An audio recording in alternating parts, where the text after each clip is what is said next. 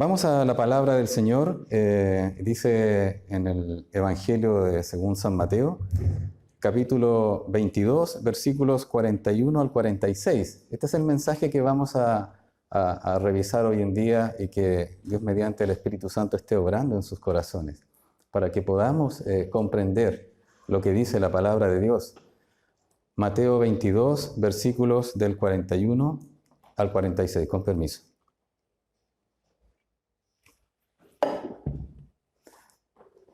Dice la palabra del Señor, sigan con sus vistas por favor, y en la palabra o en la pantalla, dice la palabra del Señor. Y estando juntos los fariseos, Jesús les preguntó, diciendo, ¿qué pensáis del Cristo? ¿De quién es hijo?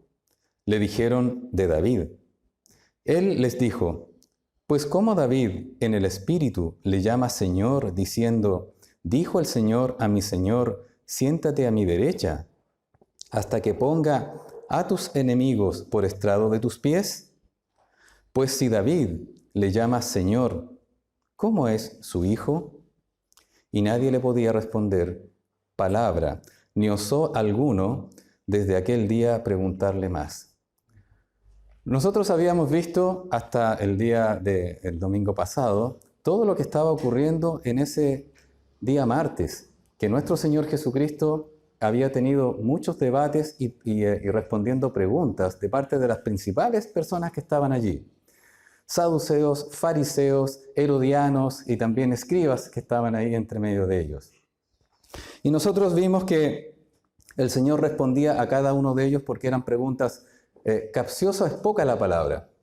Eran preguntas maliciosas, por las cuales nuestro Señor Jesucristo, si llegaba a errar por algún momento o en alguna palabra, algo que no les cuadraba a ellos, quedaba inmediatamente condenado, ya sea o por los fariseos, por los saduceos o por los herodianos, que eran los del partido de Herodes. Entonces nuestro Señor Jesucristo, siempre respondiendo sabiamente, ahora, después de haber terminado este tiempo con los fariseos, de que le hicieron una pregunta acerca de cuál es el principal mandamiento, sabiendo ellos, tentándole de que tenía más de 600 mandamientos, con uno que se equivocara el Señor, iba a ser calificado como, no, tú no eres realmente quien dices ser. Y él le respondió sabiamente, ¿cuál era el primer mandamiento? Amarás al Señor tu Dios con toda tu alma, con todo tu corazón, con todo tu ser, ¿verdad? Y el segundo, dijo el Señor Jesucristo, es similar, ¿verdad? Es semejante. Y amarás a tu prójimo como a ti mismo. Hoy en día existe la tendencia en pensar de que, no, tienes que amarte primero a ti mismo para poder amar a los demás. Eso es una mentira del diablo, es una falacia. Porque lo que Dios sabe es que usted se ama a sí mismo. Sabe Dios que somos egoístas. Sabe que nos amamos de esa manera tanto que pasamos por sobre las demás personas. Eso no significa que puedan hacer cosas buenas. No, pero sí sabe Dios que uno se ama a sí mismo. Entonces, así como te amas tú, entonces ama a los demás. Obviamente es un estándar que nadie cumple. Pero ahora el Señor Jesucristo toma la iniciativa. Y con amor y con compasión, a diferencia de la maldad que tenían estos hombres, ahora Él se dirige a los fariseos y les hace la pregunta. ¿Quiénes eran los fariseos? Las personas que eran eruditos allí, los que servían en el templo, las personas instruidas en la palabra de Dios y que enseñaban a todo el pueblo de Israel. A ellos se dirige el Señor, no a los discípulos, como en un momento mandaron los fariseos a sus discípulos con los herodianos a preguntarle. No, a los fariseos les hace esta pregunta. Y estando los fariseos, Jesús les preguntó, diciendo, ¿qué pensáis del Cristo? ¿De quién es hijo? Y le dijeron inmediatamente de David. Entonces, en este mensaje vamos a ver la pregunta que hace nuestro Señor Jesucristo, que es una pregunta clave respecto del Mesías. Cuando hablamos del Mesías, estamos hablando de Cristo. Es la misma palabra, la palabra Mesías, que está en el Antiguo Testamento, que es de hebrea, y la palabra Cristo, que es la palabra, ¿verdad?, que se refiere a ungido, que está en el Nuevo Testamento, que es en griego. Esa es la misma persona. Significa la persona que ha sido extendida, que ha sido ungida por el Señor para hacer su ministerio, su plan de redención por la humanidad. Entonces el Señor Jesucristo hace la pregunta clave, versículos 41-42. también Él entrega, después de la respuesta recibida de los fariseos, Él entrega la realidad del Mesías, versículo 43 al 44. Y finalmente hace una pregunta aguda y reflexiva a las personas, no para hacerles ver mal, no para hacerles caer, no una pregunta maliciosa, una pregunta que tiene que ver con su eternidad. Porque el Señor vino a buscar y a salvar lo que se había perdido. No vino a condenar al mundo, no vino a que el mundo sea condenado por Él, porque el mundo ya está condenado. Vino a salvar al mundo.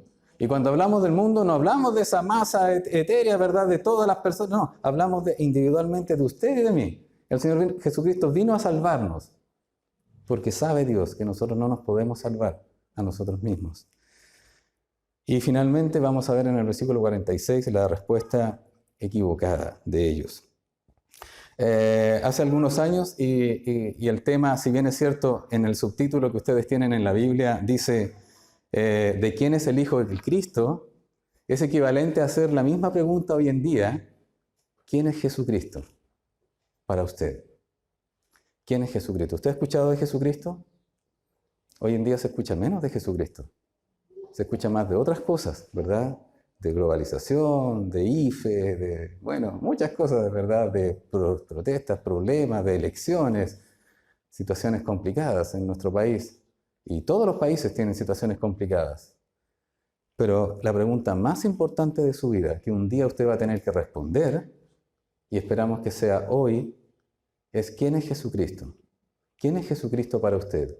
Y Jesús les hace esta misma pregunta en los términos que ellos conocen.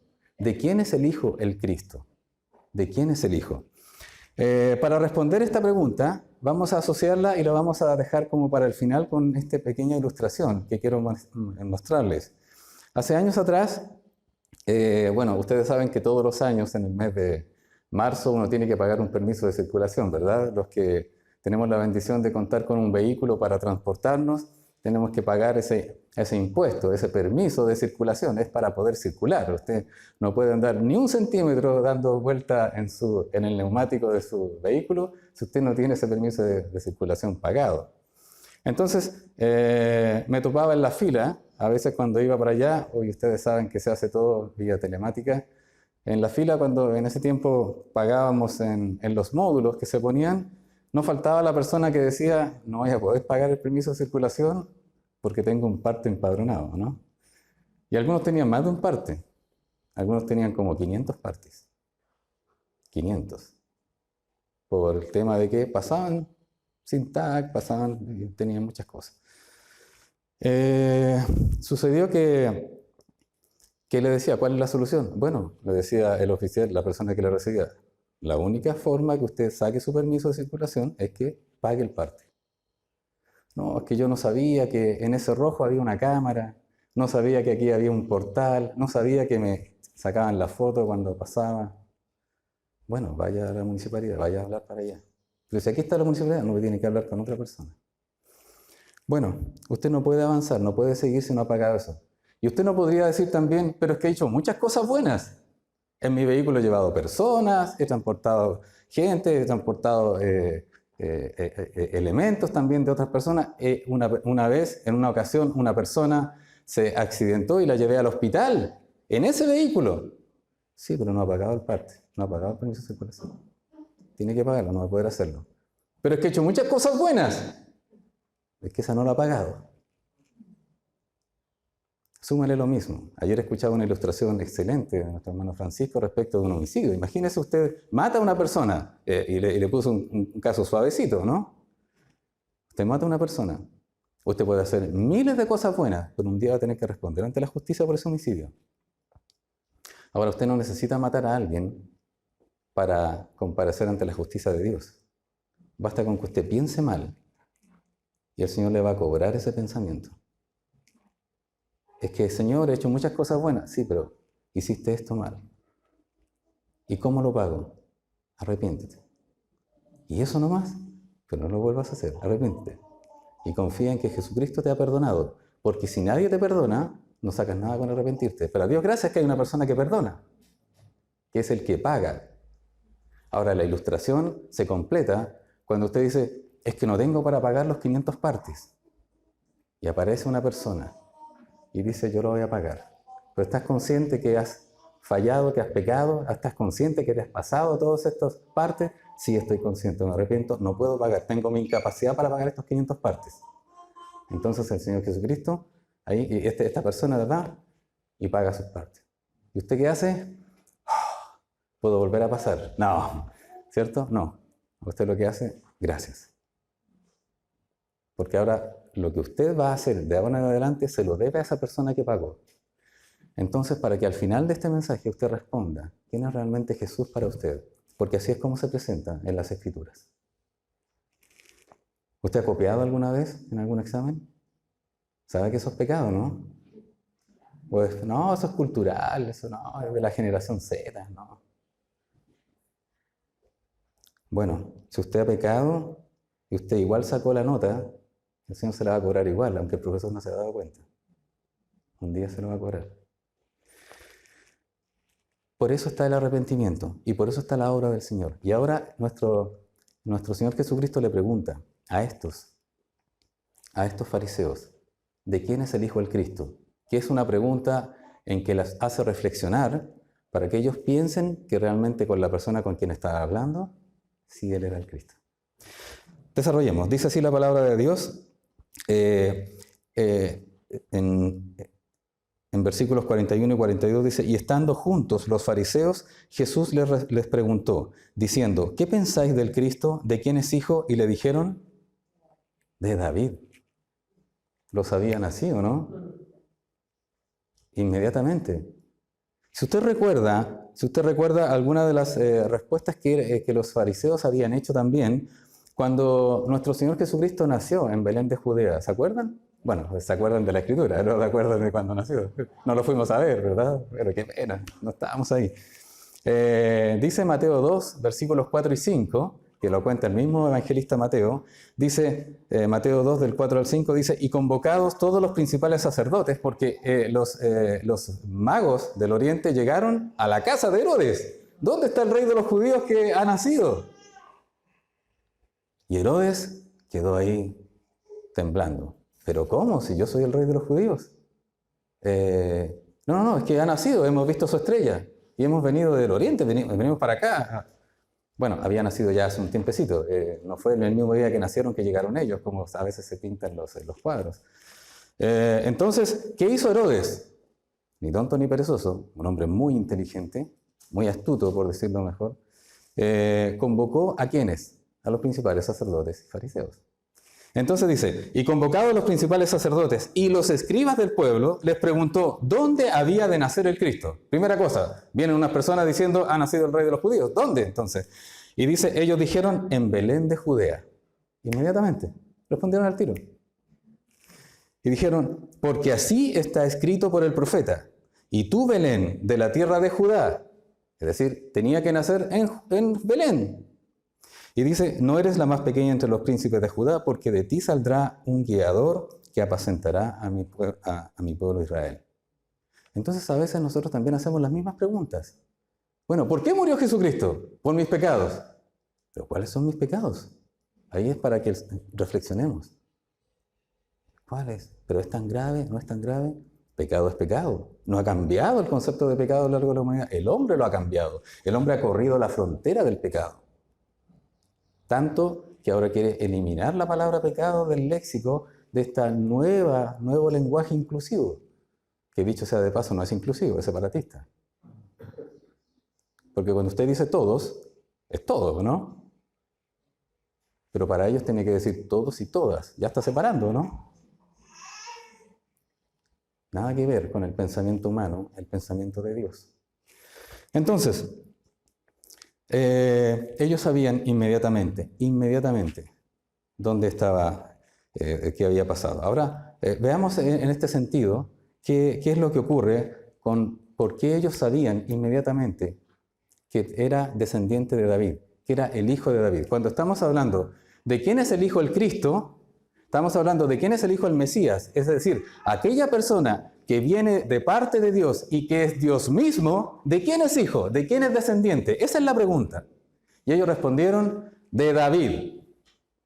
David, que vivió en el año 1000 aproximadamente antes de Cristo y que fundó la ciudad de Jerusalén, que se le llamó en ese tiempo la ciudad de David. Era una ciudad pequeña hasta ese momento.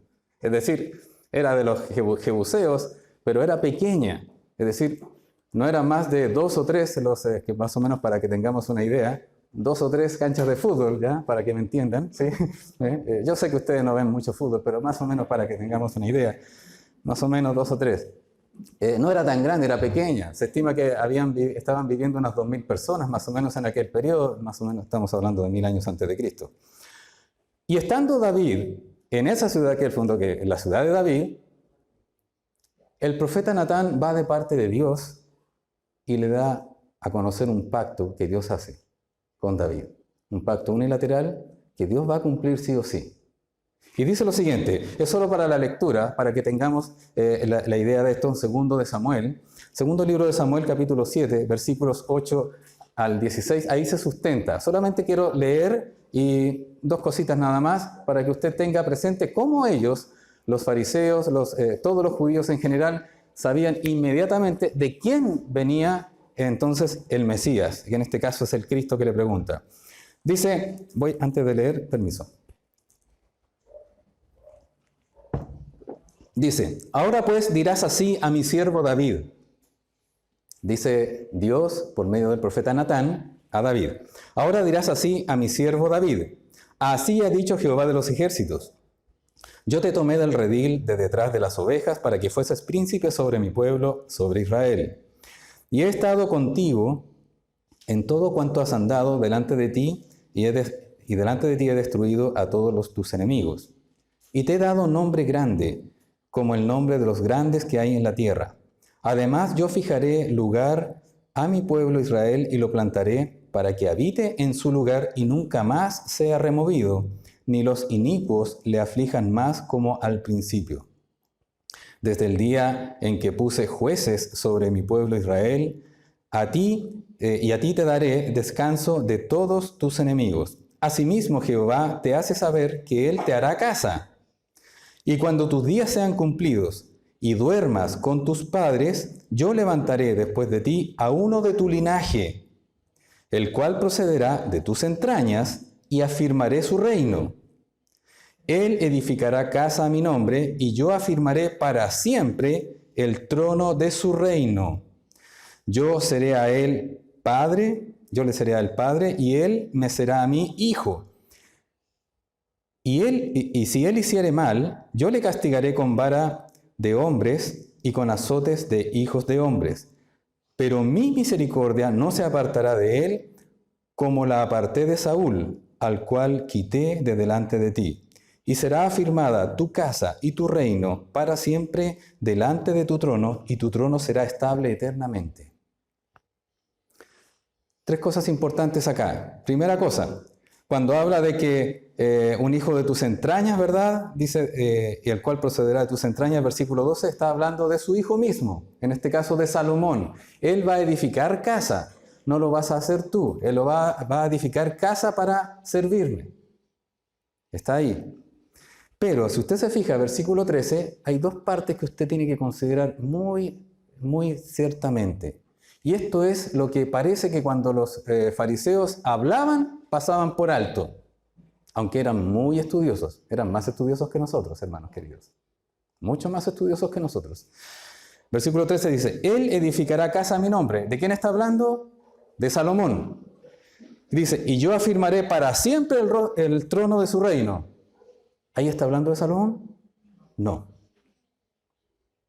Ahí habla de otro descendiente. Porque Salomón no afirmó para siempre su trono.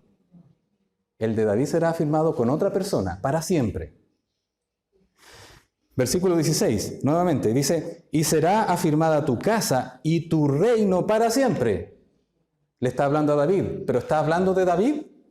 No está hablando de David, está hablando de su descendiente en el cual iba a venir e iba a afirmar su trono para siempre y será trono estable, y utiliza la palabra eternamente. Entonces, las Escrituras muestran que el descendiente de David iba a reinar eternamente. Ese descendiente de David, por otras consideraciones, es el mismo Mesías, es el Cristo, aquel que iba a venir, el ungido, el siervo de Jehová, de Isaías 53, es el mismo. Pero ellos tenían una contradicción ahí, decían, pero ¿cómo va a reinar eternamente y va a morir? Porque en Daniel dice que se le quitará la vida al Mesías. ¿Cómo? No comprendemos. Eso se comprendió cuando vino Jesucristo efectivamente, porque el Mesías tenía que venir 2 veces. La primera ya vino, murió, como lo he visto en algunas de las paredes de todas estas protestas que ustedes dicen, que ustedes han podido ver. Alguien escribió y parece que no le fue muy bien acerca de Jesús. Obviamente ignora la verdad. Si Jesús murió, fue para que esa persona que escribió esa ofensa, esa blasfemia, tenga la posibilidad de arrepentirse, porque ya estaba condenado. ¿Usted ha dicho cosas en contra de Dios? ¿Ha dicho cosas en contra de Jesús? Ni aun ni en broma, hermanos queridos, se debe nombrar el nombre de Jesús, porque es santo. Dijo el ángel a María, le dijo, porque el santo ser que nacerá es santo, 3 veces santo. Entonces, estamos hablando de que los fariseos sabían perfectamente que cuando Jesús, en este caso para ellos un rabino solamente, no lo reconocían como Mesías, les preguntaba, ¿de quién es el Hijo del Cristo? Ellos sabían inmediatamente, el Mesías es del linaje de David. Sabían perfectamente. Entonces, además, si usted ve el pasaje paralelo a este en Marcos capítulo 12, versículo 35, Jesús nuevamente está ahí en el templo, cerca del pórtico de Salomón, en la parte de afuera, dentro del templo, digamos del recinto del templo, en los atrios, está hablando con ellos.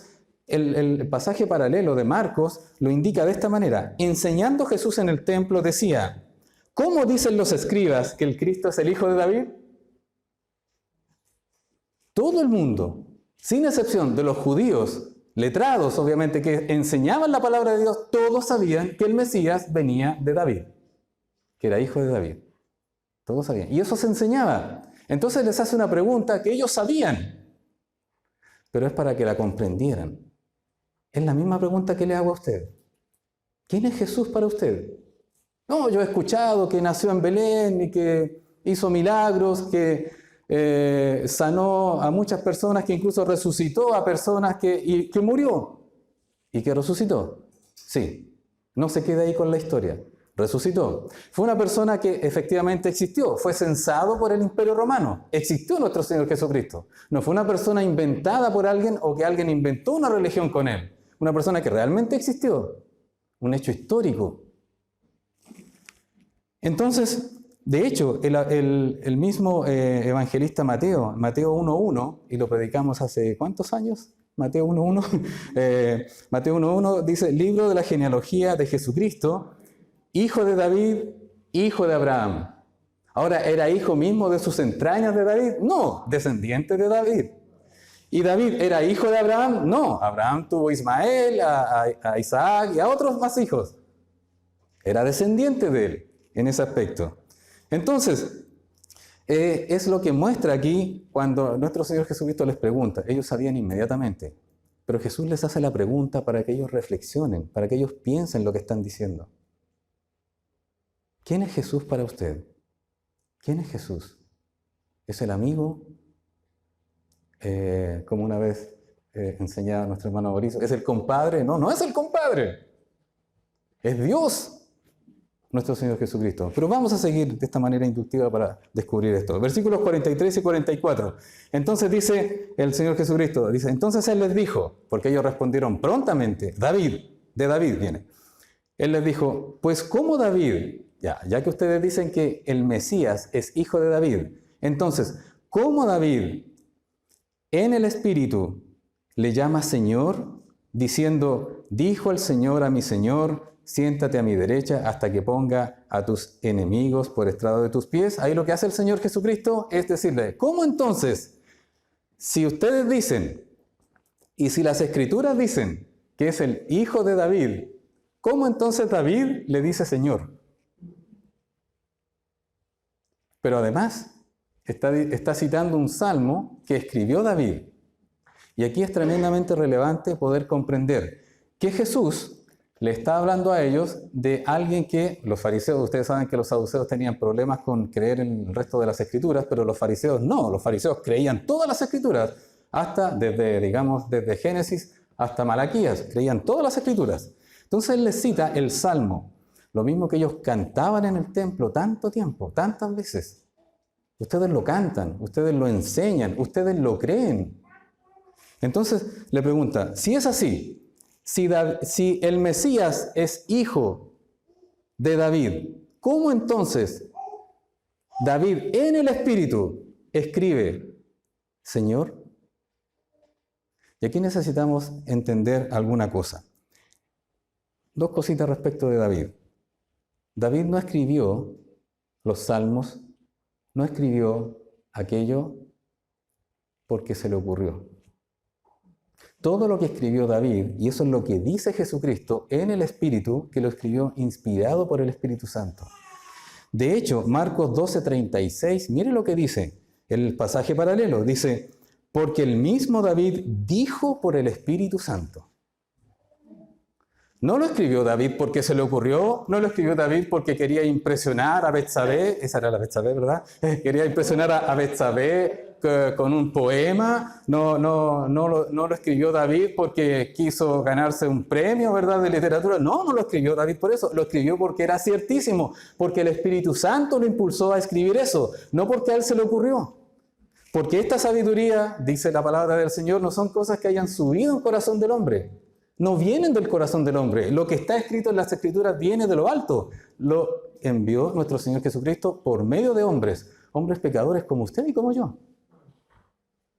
Pero hombres perdonados, que fueron tomados, fueron llevados, dice la Escritura, fueron cargados por el Espíritu Santo para escribir estas cosas. No son cosas. Y usted puede decir, pero es que la Biblia está llena de contradicciones. Bueno, muéstreme una. Sinceramente le desafío, muéstreme algún error en las Escrituras. Muéstreme alguna contradicción en las Escrituras. Muéstreme que la Biblia es mentira. Sabe que estos grupos que atacan a los cristianos, obviamente son grupos extremos, como también los hay en Chile, que no reconocen el valor que han hecho las Escrituras en las personas. ¿Cuántos matrimonios las Escrituras, nuestro Señor, ha restaurado? Si fuera por el mundo, no. Ni los psicólogos pueden, ni la psiquiatría puede, ni la, ¿cómo le llama esta reflexión trascendental? No puede. No puede, porque la Biblia es vital, porque la Biblia tiene poder para poder cambiar. ¿Cuánta gente, cuántos jóvenes rebeldes han vuelto al hogar? ¿Cuántas personas han sido salvadas de la droga? Y usted podrá decir, es que hay terapias y todo el asunto. Claro, pero la terapia le da un aspecto externo y lo limita para que usted no siga haciendo esas cosas. Pero cuando Jesús llega al corazón, Jesús cambia su corazón. Y cuando cambia su corazón, usted recién puede entender que eso es nocivo para su vida. ¿De cuántos pecados el Señor nos ha librado y nos ha limpiado? Porque la palabra de Dios es viva, tiene poder para hacerlo. Por tanto, crea en la palabra, crea lo que Dios dice. Y el Espíritu Santo inspiró al rey David para que escribiera esto. Y escribió también lo siguiente. Vaya al Salmo, por favor, que escribió David, Salmo 110. Note usted acá, porque cuando Jesucristo les cita este Salmo, nuevamente, les hace pensar a los fariseos, ¿están seguros lo que ustedes están diciendo? Mire, vayan al Salmo, recuerden lo que dice el Salmo. Lo dice Jesucristo acá en este caso y les cita el Salmo. Cuando dice en el versículo 43, vaya nomás al Salmo 110, no hay problema. Cuando le dice, dijo el Señor a mi Señor, siéntate a mi derecha hasta que ponga a tus enemigos por estrado de tus pies. ¿Qué es lo que dice el Salmo 110? Dice, Jehová dijo a mi Señor. ¿Sí? ¿Cierto? Pero cuando el Señor está hablando con los fariseos, le dice que David había escrito, dijo el Señor a mi Señor. ¿Sí? Usted hoy día, por la tecnología y por los recursos, usted puede ir perfectamente a una Biblia en hebreo. Y vaya a una Biblia que está en hebreo, ¿cómo está escrita? Porque aquí el Señor hace la traducción y le dice, ¿cómo dijo David? Dijo el Señor a mi Señor. Pero la palabra del primer Señor, note usted ahí, entre paréntesis, cuando David escribe, dice, dijo el Señor a mi Señor, está hablando que este segundo Señor es el Mesías, el que estamos hablando, ¿sí? Ya vamos a llegar, no se vaya a perder. Aquí hay dos señores, ¿sí? Entonces David escribe acerca de dos señores. Entonces esto necesito, por favor, que lo piense. Porque si usted lo aprende ahora, no se le va a olvidar nunca más. El primer Señor que está aquí, en el hebreo, es Yahvé, Jehová, el Dios del cielo. Usted puede hacer la equivalencia con Dios el Padre. No peca al decir eso. Pero tampoco peca al decir Dios el Hijo, porque Jehová en el Antiguo Testamento es Jesucristo en el Nuevo Testamento. Es el mismo Dios. Pero dice acá Jehová. Y dice David acá cuando escribe, dice, Jehová dijo a mi Señor. El segundo Señor es Adonai. No dice, Yahvé dijo a Yahvé. No dice eso. Dice, Yahvé dijo a Adonai. Es decir, Dios dijo a mi Señor. Una pregunta. ¿Usted puede decirle a Dios Dios? ¿Sí? ¿Puede decirle? Sí. ¿Puede decirle a Dios mi Señor? Si es su Señor, sí. Pero ¿puede decirle a cualquier persona mi Señor con la devoción con la que se lo dice a Dios? No puede, porque eso es idolatría. David escribe, dijo Jehová a Adonai, dijo Jehová a mi Señor. Entonces hay dos señores, no, es uno. Solo que de esta manera hay dos personas. Dice Jehová a mi Señor. Entonces, cuando dice, en este sentido, Jesús le está dando a entender a los fariseos de que el descendiente de David es el segundo mi Señor que aparece ahí. Porque el otro es el que manda la orden. ¿Sí? ¿Y qué le dice? ¿Y qué cosa le dice? Siéntate a mi diestra. Segunda cosa. ¿A quién le dice siéntate a mi diestra? Jehová. ¿A quién se lo dice? Al Señor, que es el descendiente de David. ¿Sí? ¿Me sigue? Es decir, David tiene un descendiente acá. Los fariseos no lo quieren reconocer, pero es Jesús. Eso se lo anticipo. Pero tiene un descendiente. Y a este descendiente, Jehová le dice, por medio de David, siéntate a mi diestra. ¿Es posible que alguien se siente a la diestra del Padre?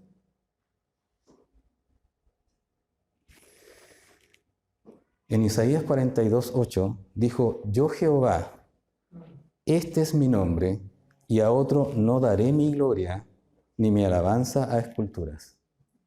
Nadie de lo creado, nadie en este mundo puede sentarse a la diestra del Padre. ¿Quién puede hacerlo? Solo este Señor que aparece acá, este segundo Señor, que es el Mesías. Solo el Mesías puede sentarse en el trono de Dios. Cuando el Señor dice, siéntate a mi diestra, está diciendo, siéntate en el trono, en el mismo trono. Si usted ve la Revelación, ve en Apocalipsis, usted ve lo que ve Juan, dice, y había uno sentado, ¿cierto? Uno sentado, dice Juan.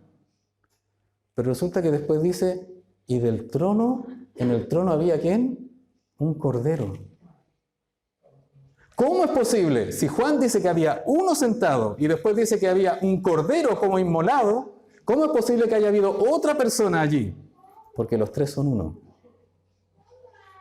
Porque muestra la palabra de Dios que Jesús es el cordero que fue inmolado, sacrificado, que está sentado en el trono junto con el Padre.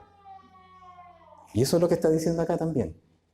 Es decir, Jehová le dijo a mi Señor, le dijo al Mesías, siéntate a mi diestra. Dios le dice al Mesías, siéntate a mi diestra. Nadie en este mundo se puede sentar en el trono de Dios. Nadie. Solo Jesús. Solo Dios. Entonces vaya sacando su conclusión. Vaya viendo hasta el final del mensaje. ¿Quién es realmente Jesús?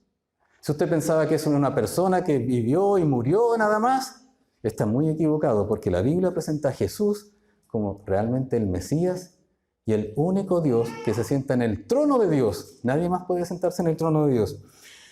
un tremendo... De hecho, Juan, en el Evangelio de Juan, Juan 17:5, nuestro Señor Jesucristo orando ahí en el aposento alto antes de ir a ser sacrificado, que esto va a ocurrir 2 días después. 2 días después de este encuentro con los fariseos, nuestro Señor Jesucristo va a estar con los discípulos, sus discípulos, y Él va a estar orando en ese momento.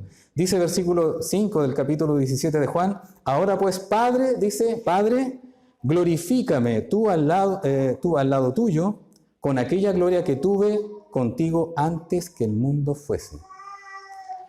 Antes de comenzar la creación, antes de que partiera el tiempo, antes de que existiera la materia, antes que existiera todo, en Juan 17:5 nuestro Señor Jesucristo dijo, ahora glorifícame con la gloria que tuve antes que fueran todas estas cosas.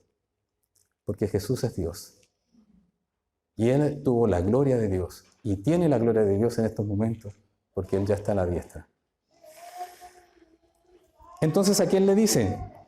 ¿A quién le dice? ¿De quién se está refiriendo David cuando dice Jehová a mi Señor? ¿De quién está hablando? Está hablando del Mesías, el Mesías que viene. Por lo tanto, cuando Jesús le pregunta a los fariseos, le está diciendo, ¿de quién es el Hijo el Cristo? ¿De quién es el Hijo el Cristo? De David. Ellos debieron haber entendido que si David se refería al Mesías, entonces el Cristo es el Mesías, obviamente, y tenían al Mesías enfrente de sus ojos. Porque ya había mostrado sus credenciales, ya había mostrado todo lo que iba a hacer. Alguien por ahí en algún momento quiso ocupar el trono de Dios. ¿Recuerda quién es? ¿Sí? ¿Recuerda quién es? Satanás. ¿Cuál era su nombre? Lucero. ¿Usted le pondría Lucero? No, traer esos... Lucero era el nombre. Se ha considerado también, Lucifer, está bien. Era el nombre de este ser creado, un querubín protector. Dice en Isaías 14, versículo 13. Isaías 14, versículo 13 dice, tú que decías en tu corazón, subiré al cielo, en lo alto, junto a las estrellas de Dios, levantaré mi trono. Se quería sentar en el trono del Señor. Y en el monte del testimonio me sentaré. Ese es el monte de Dios. Nadie puede llegar, ni siquiera al monte de Dios. Y dice, a los lados del norte. ¿Qué hizo el Señor? Fuera. Nadie puede ocupar mi trono, porque yo soy santo, santo, santo. Nadie. Y el único que es santo, santo, santo es el santo ser que nació, habiéndolo puesto Dios en el vientre de María, Jesús. Ahí. ¿Va atendiendo a su respuesta quién es Jesús para usted? Con esta misma pregunta que le hicieron a ella.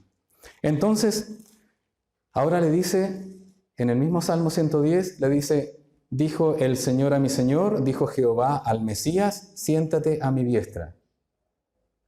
¿En qué momento ocurrió eso de que Él se tenía que sentar a su diestra? Bueno, Él ya lo estaba antes de venir a este mundo. Pero eso iba a ocurrir después de haber muerto y de haber resucitado. Porque ahí dice la palabra de Dios entonces que el Señor traspasó los cielos y está ahora sentado a la diestra de Dios Padre. Quizás cuando usted era chico le enseñaron el credo, ¿no? De alguna forma. Y decía, creo en el Señor Jesucristo, ¿verdad? Y un montón de cosas más. Y que está sentado a la diestra de Dios Padre. Eso es bíblico, eso es lo que está aquí. Lo que no es bíblico es la última parte de ese credo. Pero bueno. Pedro, el apóstol Pedro, le predicó a estas mismas personas a quien Jesús les preguntó, ¿de quién es el Hijo del Cristo? Y Pedro les predicó a ellos. En Hechos capítulo 2, versículo 30, de ahí en adelante, fíjese lo siguiente, el apóstol Pedro, después de que el Señor hubo resucitado y hubo ascendido, cuando el Espíritu Santo vino sobre este mundo, el apóstol Pedro predicó diciendo, pero siendo profeta, hablando de David, porque David escribió, y Pedro también acá cita el Salmo 110. Mire cómo lo interpreta Pedro, que es la interpretación correcta, la misma de Jesús. Dice, pero siendo profeta y sabiendo que con juramento Dios le había jurado, este es el pacto que había hecho con David, Dios le había jurado que de su descendencia, en cuanto a la carne, levantaría al Cristo para que se sentase en su trono. ¿Lo ve claramente? David escribió, inspirado por el Espíritu Santo, de que Dios le había dado, le había dado este pacto y este juramento, de que de su descendencia iba a levantar a alguien que se iba a resucitar entre los muertos y que dice que levantaría al Cristo para que se sentase en su trono. ¿Es posible que una persona que se levante de los muertos vaya al trono de Dios? No, solamente si es Dios. Solamente si es Dios puede sentarse en el trono de Dios. Y eso es lo que Pedro le está predicando a los mismos fariseos, los mismos que mataron a Jesús 50 días antes, los mismos que lo asesinaron. Ustedes mataron al autor de la vida, ustedes mataron al Cristo. ¿Por qué? Porque Él ahora está sentado a la diestra del Padre. ¿Cómo lo sabemos? Primera cosa, se cumplieron las Escrituras. Pero hubo un testigo, ¿no? ¿Cómo se llamaba ese testigo? Esteban. Esteban le dijo a estos mismos hombres, veo a Dios, veo a Jesús sentado en la gloria. Y lo apedrearon por eso. Dice de la palabra del Señor, versículo 32, de los Hechos, no pierda esta idea porque es sumamente importante. Dice, a este Jesús resucitó Dios. ¿Se da cuenta? Ustedes no reconocieron que era el Mesías. El Mesías les preguntó a ustedes, ¿de quién es el Hijo del Cristo? Ustedes no lo reconocieron. Pero dice, a este Jesús resucitó Dios, de lo cual todos nosotros somos testigos. No había ninguna persona en Israel, en Jerusalén en aquel tiempo, que no supiese que efectivamente había una persona que ellos habían crucificado en el Gólgota y que haya resucitado. De hecho, ese día mataron a 3 personas. A Jesús al medio, ¿verdad? Y a sus costados a 2 malhechores. Uno de ellos se arrepintió, el otro no se arrepintió. ¿Y los otros por qué no resucitaron? Resucitó solamente Él. ¿Por qué resucitó? Porque era Dios.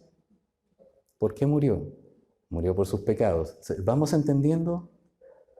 Él tenía que pagar su deuda y la mía. La deuda que usted era incapaz.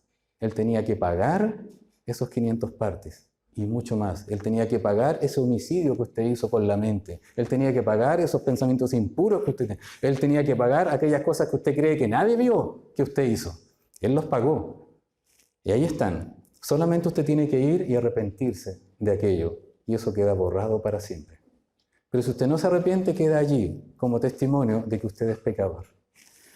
Y dice acá también, en versículo 34, dice, porque David no subió a los cielos. ¿Se da cuenta? El Salmo no está hablando de David, está hablando del descendiente de David. No fue David el que subió al cielo, fue Jesús.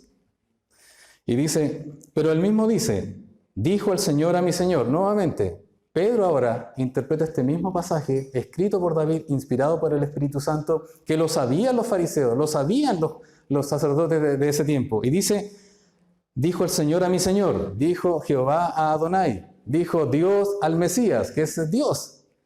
Dijo el Señor a mi Señor, siéntate a mi diestra hasta que ponga a tus enemigos por estrado de tus pies. En otras palabras, estaba diciendo Dios, y aquí lo está interpretando correctamente Pedro, y le dice, ustedes mataron al Mesías. Pregunta, usted y yo, ¿qué participación tuvimos en la muerte del Mesías? Completa. ¿Sabe por qué? Porque Él murió por nuestros pecados. Cuando le gritaban, crucifícale, éramos nosotros los que estábamos ahí. Y usted podrá decir, es que esas personas no sabían, ¿y usted sabía? ¿Usted habría dicho lo mismo? ¿Habría hecho lo mismo? Pero además el Salmo concluye, y esto se lo dice el Señor para que ellos piensen. Y dice, el Salmo concluye, dice, hasta que ponga a tus enemigos por estrado de tus pies. Si usted recuerda, los hermanos que estudiamos de geografía bíblica, ¿se acuerdan más o menos de la conquista de Canaán? ¿Se acuerdan más o menos? Josué capítulo 10, versículo 24, miren lo que pasa. Josué 10, 24 dice, y cuando los hubieron llevado a Josué, estos eran los reyes que Josué conquistó con el pueblo de Israel en tierra de Canaán. Y cuando los hubieron llevado a Josué, llamó Josué a todos los varones de Israel y dijo a los principales de la gente de guerra que habían venido con él, acercaos y poned vuestros pies sobre los cuellos de estos reyes. Y ellos se acercaron y pusieron sus pies sobre los cuellos de ellos. ¿Qué significa lo que está diciendo? Que cuando un rey ganaba la guerra o la batalla a otro rey, lo traía y ponía sus pies sobre el cuello como señal de que lo venció, lo humillaba. El pastor John MacArthur al respecto escribe lo siguiente, comillas, dice él: cuando un enemigo derrotado era llevado delante de un antiguo monarca oriental, el gobernante hacía postrar a sus pies al prisionero. El rey ponía su pie sobre el cuello del enemigo vencido, como si este fuese un estrado, es decir, una tarima ahí donde usted pone sus pies. ¿Qué va a pasar? ¿Qué es lo que pasa? Lo que sucede es que Dios va a hacer eso en el debido tiempo. Y dice el Señor: siéntate a mi diestra. ¿A quién está llamando? Al Mesías. ¿Quién es el Mesías? Jesús. Y le dice: siéntate a mi diestra. ¿Hasta cuándo? Hay un plazo humano, porque en el cielo es atemporal, hay un plazo humano en el cual va a llegar un momento en que todo esto se va a acabar, todo se va a terminar. Y dice que hasta vas a estar allí, porque después va a descender Dios, y usted sabe toda la escatología, dice: hasta cuando ponga a mis enemigos por estrado de tus pies. Es decir, cuando finalmente los enemigos sean vencidos. Pregunta: ¿quiénes son los enemigos de Dios? Piensa usted. ¿Quiénes son los enemigos de Dios? ¿Los enemigos de Dios son aquellos que queman iglesias solamente? Los enemigos de Dios son todos aquellos que no reconocen a Jesús como el Mesías, a Jesús como el único Señor y Salvador, que no reconocen a Jesús como el Dios de este mundo, el Dios que ha hecho este mundo. Dios le ha creado a usted es criatura de Dios, pero Él quiere ser su Dios. Él quiere ser su Dios, y para eso usted necesita arrepentirse de sus pecados. Todo aquel que no se ha arrepentido de sus pecados es enemigo de Dios. Mi pregunta ahora: ¿usted de qué lado está? ¿Del lado de los amigos de Dios o de los enemigos de Dios? Porque la única forma de ser amigo de Dios es arrepentirse de sus pecados.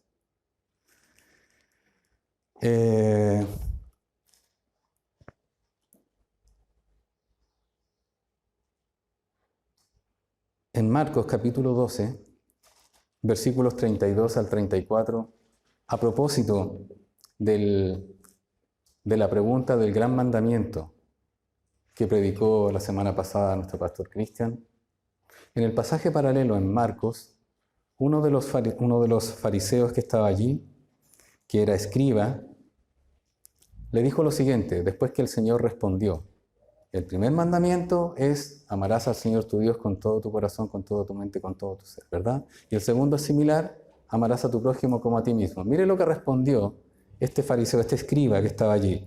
Versículo 32 al 34. Él respondió lo siguiente y le dijo a Jesús, en Marcos 12, 32, le dije: entonces el escriba, que había lanzado la pregunta, le dijo: bien maestro, verdad has dicho, que uno es Dios y no hay otro fuera de él. Después dice: y el amarle con todo el corazón, con todo el entendimiento, con toda el alma y con todas las fuerzas, y amar al prójimo como a uno mismo, es más que todos los holocaustos y sacrificios. Más que todo lo que pueda, el dinero que pueda entregar, más que toda la obra que pueda hacer, es más que todo es amar a Dios por sobre todo y a su prójimo como a ti mismo.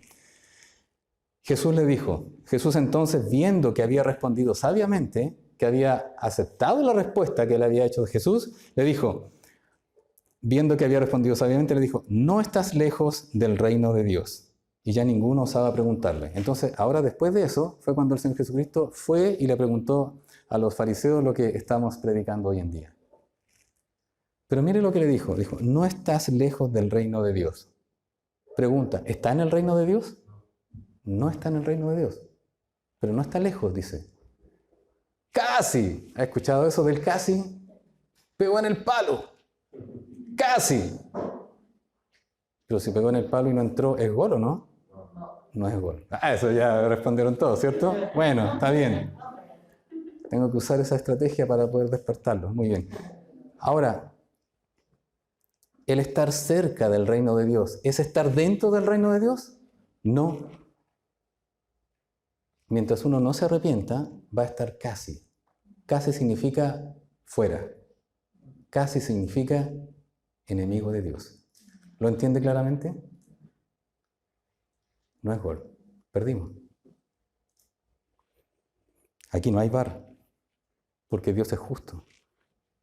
No hay que preguntarle a otro que por qué Dios actúa así, porque Dios es justo, Dios es correcto. Finalmente, para ir concluyendo, dice más la palabra del Señor, dice aquí, y nadie le podía responder palabra ni osó alguno de aquel día. Vuelve al versículo 46, perdón, de Mateo 22. Y nadie le podía responder palabra ni osó alguno desde aquel día preguntarle más. Entonces, ¿qué debieron haber hecho los fariseos? Al entender que Él era el Mesías, ellos podían pensar perfectamente, pero ¿cómo tú no estás en el cielo? Y está bien, podría haber sido una réplica correcta, pero ¿cómo? ¿Dónde tú te has sentado a la diestra? Pero le preguntaron después. 2 días después, el sumo sacerdote le preguntó, ¿eres tú el unigénito de Dios? ¿Eres tú el Dios de Israel? ¿Eres tú Dios? ¿Eres tú el Mesías? Y él dijo, tú lo has dicho. ¿Qué significa eso? Sí.